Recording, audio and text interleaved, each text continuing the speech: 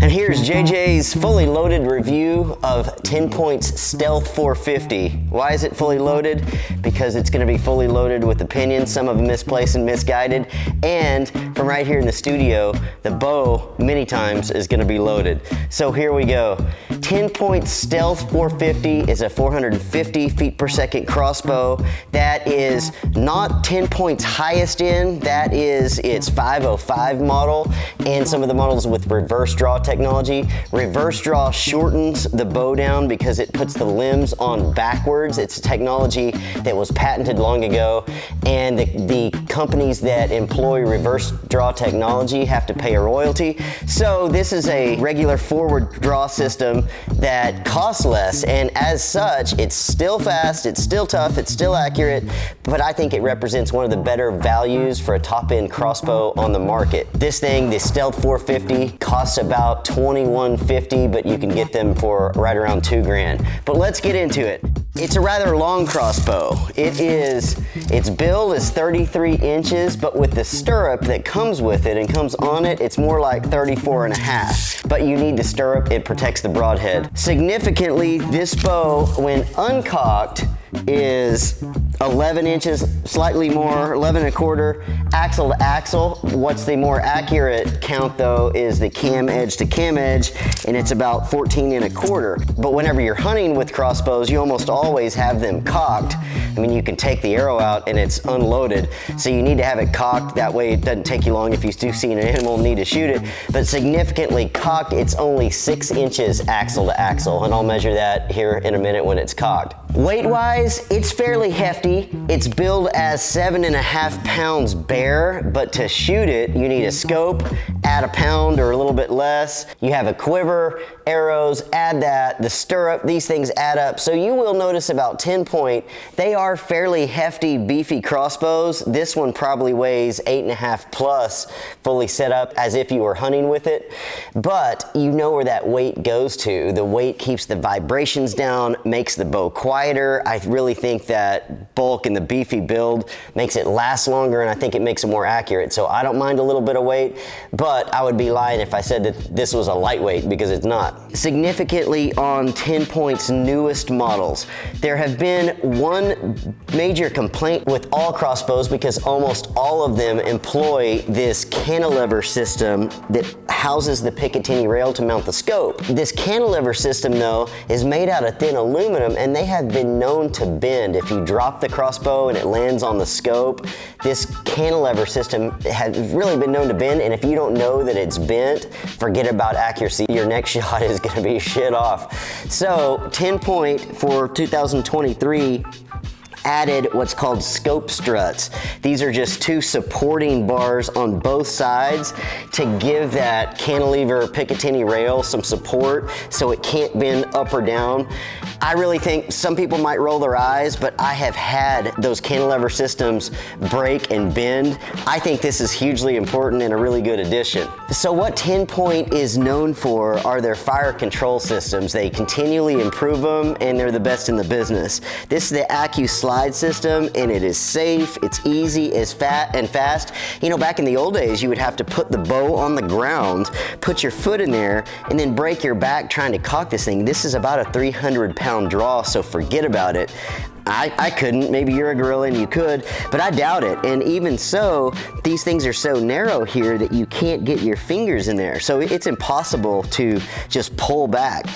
And it was impossible to do that in a tree stand. Many times I wanted a second follow-up shot on a deer, and you simply can't cock the crossbow from the tree.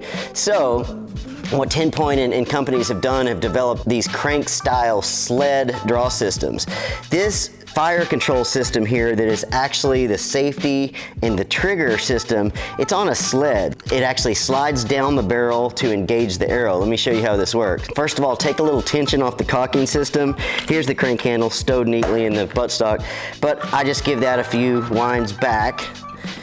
Then you push this button forward, that's ambidextrous, and you can move the slide forward. Now key here, it has to click, that positive click. Now, take the crank handle, it extends so you get extra leverage, And then you can crank this from your tree stand with one hand. You don't have to put any other hands on it. You just crank that baby and it's easy. And any time there, you can stop. Look at that. Back in the old days, if you let go, wham, and you're knocked out. What happened? Grandpa knocked my ass out. No, their crossbow hits you upside the head.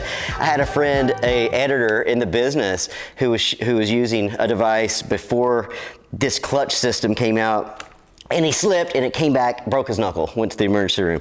Anyway, it's just so easy to cock, but significantly, which it was the biggest bitch of crossbows in the past. If you wanted to decock them, you had to shoot them. That was the only way. But now, not only can you decock it on command, it will, but any place you stop in there, you know, it's just controlled, and it has made them so much faster. So, cocking this one, wait till it clicks, then do about 3 turns back. Always put your damn crank handle back in the damn slot, or you'll lose the damn crank handle, and I've done that before.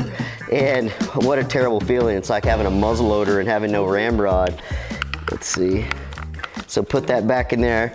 So now the thing is fully cocked, and look how narrow that is. So measure this.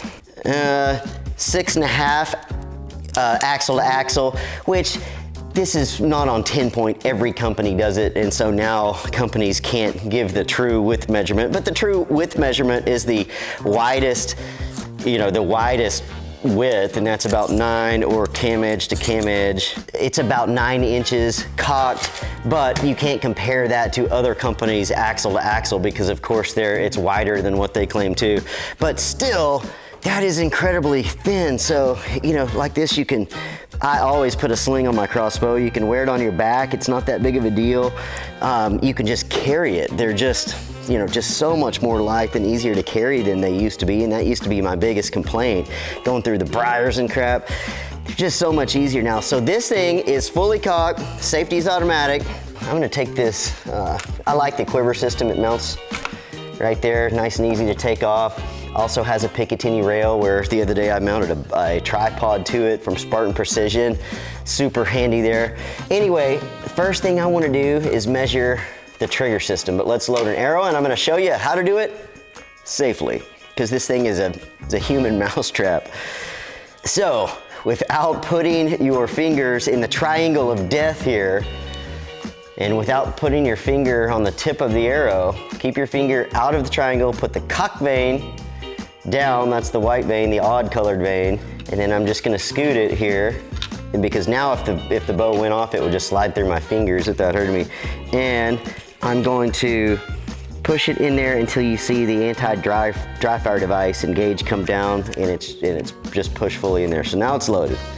Now I'm gonna take my trigger gauge. A good trigger on a crossbow is hugely important because unlike a rifle that has super fast lock time, the more you move a crossbow during the trigger pull, the more influence you're gonna have on that arrow. The better the trigger, the least likely you are to influence the shot. I hope I don't lose an arrow because I haven't shot this yet. It's the first time I'm even shooting this thing. Whoa, had it on safety. I'm a moron. Utah, take 2. Whew, 4.06. That's silly. I mean, I only wish my good rifles were 4 pounds. 4 pounds, 0 ounces. Nice work, TenPoint, one of the better crossbow triggers I've ever tested. All right, I would like to go get that arrow, but it's buried so far in the target that I can't. All right, so now I'm gonna set up the chronograph and let's see what this thing measures. This is the first shot, the chronograph. Chronographs can be a little bit finicky in various lighting, so we'll see here.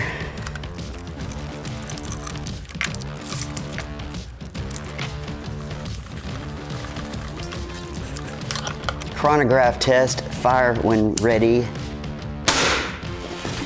435. The arrows go so deep into those foam targets that you've got to take the field points out and then pound them back through with a hammer.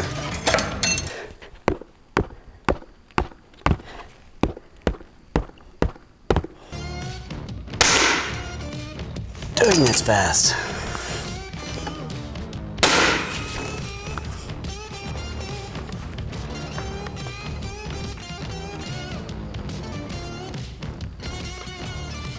Now let's go to accuracy test. All right, final shot of accuracy testing. For video at least, I'll shoot a bunch more groups so I can get an average for my story. Oh, I just knocked a knock out. As I said before, it's a little bit of a longer crossbow because it doesn't have reverse draw technology, but that's why it's so affordable. Love the cocking system.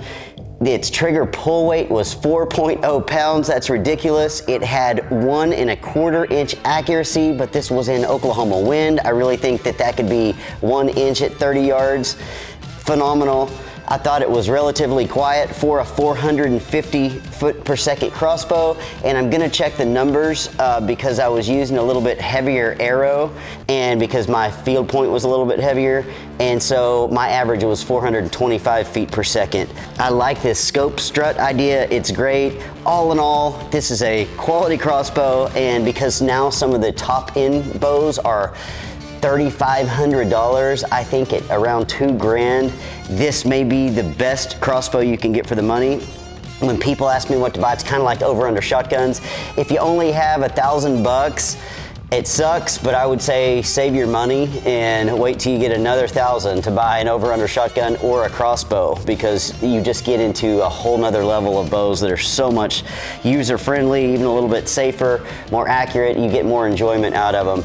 All in all though, I don't think you can beat this crossbow. It competes performance-wise with the really top end. That's the Stealth 450 from TenPoint. I'm Jeff Johnston, and I'm out of here.